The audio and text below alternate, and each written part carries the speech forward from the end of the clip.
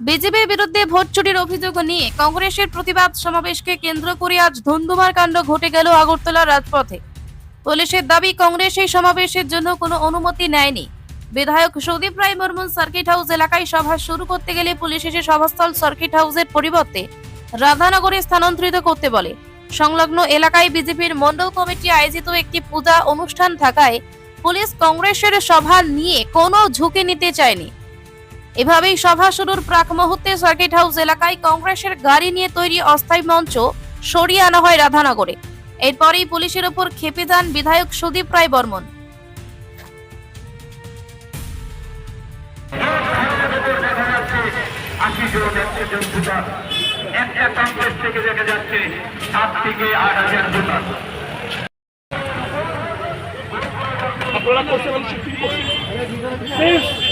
আপনারা করছেন